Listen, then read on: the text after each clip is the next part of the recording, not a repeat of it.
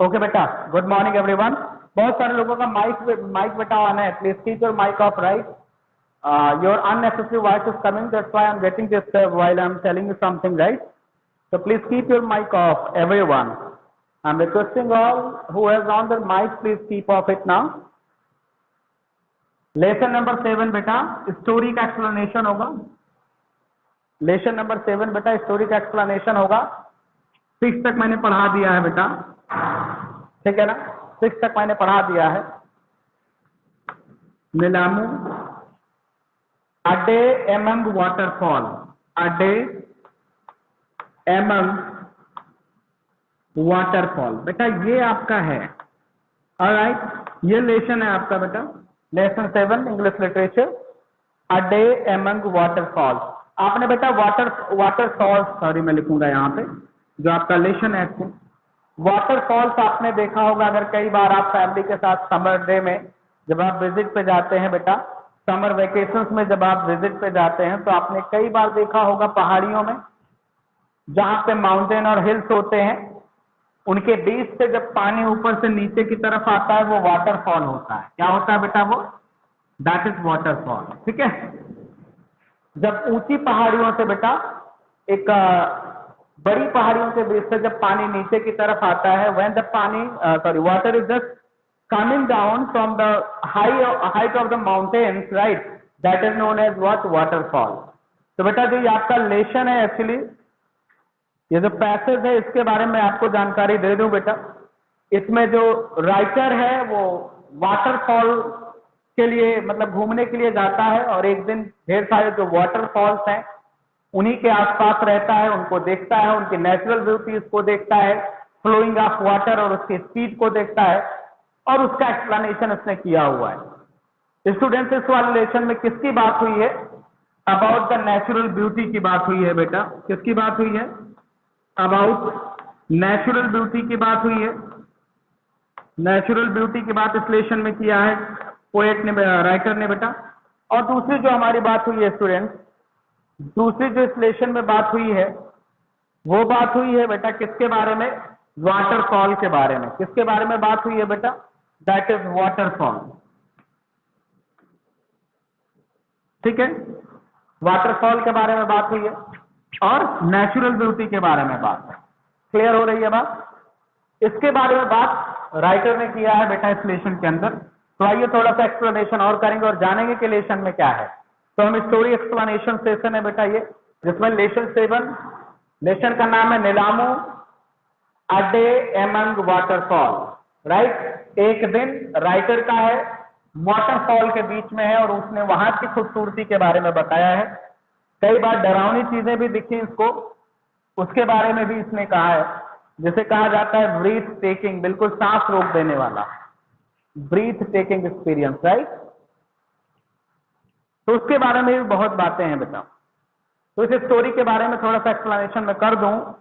नीलामू a day among the waterfall by the Vikram Seth. याद रखिएगा बेटा, इस राइटर का जो नाम है यहाँ पे बेटा, वो राइटर कौन है इस लेसन के? तो विक्रम सेठ हैं। कौन है? विक्रम सेठ। ये इस लेसन के बेटा क्या है? राइटर है, राइट। इन्होंने इस लेसन को लिखा हुआ है। पहली चीज तो ये। सेकेंड चीज बेटा देखेंगे, सेकेंड चीज देखेंगे, that has been adopted straight from the travellers of heaven lake. Actually बेटा एक हीवन लेक है, लेक मतलब होता है झील। हीवन लेक, इसके बारे में पोएट ने लिखा, सॉरी राइटर ने लिखा था, ये बड़ा सा उसका नॉवेल है और उसी से इसको उठाया हुआ है। मतलब जो स्टोरी उठाई गई है बेटा वो हीवन लेक से उठाई गई है। एक ट्रेवलॉग है, यात्रा दर्शन है, यात्रा राइटर ने किया था, तो कभी ट्रेवल लॉग उसे कहते हैं। जब आप यात्रा पे कोई चीज लंबी लिखते हैं बेटा तो इंग्लिश में उसे कहा जाता है what? That is known as what? That is known as क्या? Travelogue, right. तो हीवन लेक ये उसका बड़ा सा वो स्टोरी है, उसी स्टोरी से इसको उठाकर रखा गया है, राइट। अब आगे आ जाते हैं, थोड़ी सी बात आगे करेंगे। Passage is clearly divided into 2 part. Passage को क्लियरली 2 पार्ट में बेटा डिवाइड किया गया है। इस लेसन का जो पैसेज है उसको दो पार्ट में डिवाइड किया गया है।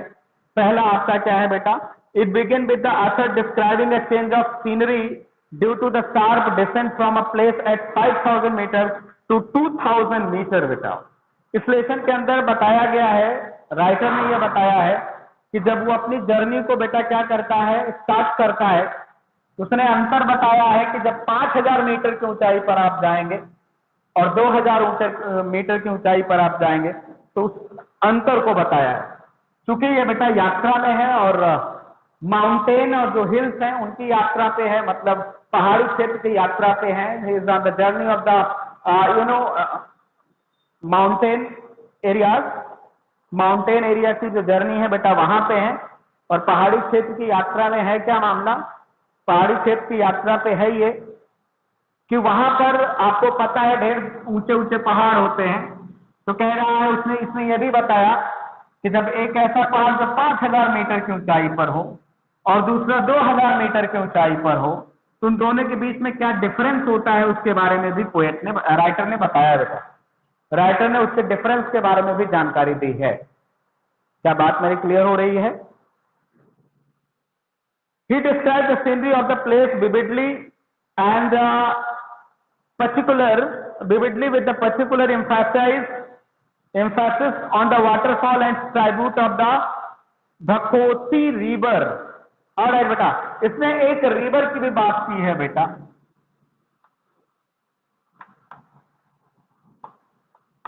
भकोशी रिवर है, इस रिवर के बारे में भी बात किया है। इसने बताया है कि इस रिवर की बहती हुई जो पानी है, इस नदी के अंदर जो स्वच्छ और क्लीन पानी बहता है वो एक नेचुरल ब्यूटी को फाइन करता है, एक नेचुरल ब्यूटी है, बहुत ही अच्छी ब्यूटी उस पानी की धाराओं को देखकर फील करता है पोएट, राइटर। क्लियर हो रही है बात बेटा? दूसरी चीज किसकी बात राइटर ने इसमें किया, इस लेसन में एक बात और किया है, उसने बेटा बात किया है particular emphasise on the waterfalls, और वाटरफॉल्स के बारे में भी बताया है। उसने इस नेचुरल ब्यूटी के बारे में बताया, जिसमें किसके बारे में बताया, उसने इस रिवर के बारे में बताया बेटा, इसके नेचुरल ब्यूटी, ठीक है, जिसमें बेटा क्या है, बहता हुआ पानी है, जो फ्लोइंग वाटर है। राइटर कहता है इसका बहता हुआ पानी मन को हर लेता है। बहता हुआ पानी इतना स्वच्छ है, इतना क्लीन है इस नदी का पानी कि निश्चित रूप से एक प्राकृतिक जो व्यवस्था है उसकी खूबसूरती को ये नदी, उन माउंटेन्स के बीच की ये नदी उसकी खूबसूरती को बढ़ा देती है। That increase the beautiness of that area. Alright, another thing बेटा, इस रिवर के बारे में बात करता है। और दूसरी बात जो किया है इस लेसन के अंदर, वो बात किया है बेटा वाटरफॉल की बात किया है। आपको पता ही है पहाड़ी एरियाज में ही वाटरफॉल होते हैं। वाटरफॉल का मतलब क्या होता है, ऊंचाई से पानी नीचे की तरफ गिरना बेटा। तो ढेर सारे वाटरफॉल का भी जिक्र किया है जिसमें तेज धाराओं के साथ पानी ऊपर से नीचे आ रहा है। माउंटेन, जो आपके बड़े बड़े स्टोन्स माउंटेन है, उनके बीच से पानी नीचे जब आता है तो वाटरफॉल बनता है। और उस वाटरफॉल के बारे में एक्सप्लेनेशन राइटर ने किया। विक्रम सेठ इस लेसन के राइटर है बेटा, इसके बारे में भी मैं आपको बता चुका हूं। राइट, ये कुछ बातें हैं जो इस लेसन में है। और क्या है, इन द सेकेंड पार्ट सेठ captured his reflection. In the second part, Seth captured his reflection, alright, his reflection while taking in the breathtaking scenery. अब पोएट राइटर ये भी कह रहा है बेटा कि बहुत सारी सीनरीज ऐसी थी, बहुत सारा दृश्य ऐसा था, that was breath taking, बिल्कुल सांसें रोक देने वाला है बेटा। ब्रीथ टेकिंग, ब्रीथ टेकिंग का मतलब जो सांसें रोक दे, कुछ ऐसा डरावना मतलब चीजें वहां दिखाई दी, पहाड़ी ऊंचाई और ऐसे बहुत सारी चीजें।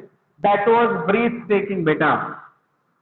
तो राइटर इसको भी एक्सपीरियंस एक्सप्लेन करता है कि बहुत सारा टाइम ऐसा भी आया, कई बार उस जर्नी के अंदर टाइम ऐसा भी आया कि that was a very breathtaking experience over there while he was going through that some dangerous wave. Alright, कुछ खतरनाक रास्तों से जब वो गुजरा तो ब्रीथ टेकिंग एक्सपीरियंस भी उसके जीवन में आया जो बिल्कुल सांसें थमा देने वाला था। तो ऐसा नहीं है कि जर्नी में मजा ही आया, उसको कई बार डर भी लगा। एक हिस्टोरिकल जर्नी है विक्रम सेठ की, उन्होंने बहुत अच्छा लिखा है एक ट्रैवलिंग एक्सपीरियंस को उन्होंने लिखा है बेटा इस लेशन के अंदर, जिसमें कुछ रिवर्स की बात की है, उसकी ब्यूटी के बारे में, अनदर थिंग वाटरफॉल्स के बारे में बात इस लेशन में हुई है बेटा। और कई बार राइटर ये भी कहता है कि we have got a breathtaking experience while I was going on the journey with our team, right. तो टीम के साथ जब मूवमेंट कर रहे थे, चल रहे थे, उस यात्रा में तो कई बार ब्रीथ टेकिंग एक्सपीरियंस भी आया है। ब्रीथ टेकिंग मतलब सांसें थमा देने वाला, सांसें रोक देने वाला, राइट। मेरी आवाज आ रही है बेटा आपको? लेशन के बारे में जान जाएंगे, हाँ बेटा लेशन के बारे में जान जाएंगे तो होगा क्या, आपको क्वेश्चन आंसर लिखने, समझने और याद करने में आसानी हो जाएगी। इसीलिए मैं एक सेशन रखता हूँ स्टोरी एक्सप्लेनेशन का, राइट, जिसमें आपको पता चल जाएगा एक्चुअली की स्टोरी है क्या इस लेसन की, जिससे आपको क्या होगा बेटा, you will feel a very very easy to write down the answer and while you are learning it you not need to cram over there, right. So just get the concept over there what the story is being explained about. Okay, तो ये बात कर लेते हैं बेटा। एक last line लिखा है, he reflected the role of nature in our life, और फाइनली इसने विक्रम सेठ जो इस लेसन के राइटर है, उन्होंने नेचर के रोल को भी बताया है कि हमारी लाइफ में नेचर का रोल क्या है। अगर मैं कहूं तो नेचर का रोल लाइफ के अंदर ऑल इन ऑल वही सब कुछ है ही है। Without nature, we cannot expect about the life. Without nature, we cannot survive in a single day or a single second of the life on the planet, right? So nature is everything, and Vikram said in their story, in his story also, he has told about it that what nature is everything, right? So nature के बारे में बताया है कि that is a very dominant role of nature in the human's life. Not only the human's life, we see all the living things, right? Without nature, this is not possible. तो nature के बारे में बताया, उसकी beauty के बारे में बताया, उसके एक्सपीरियंस के बारे में बताया और उसके इंपॉर्टेंस के बारे में बताया। Particularly of the water how it flows से both nature and the human life.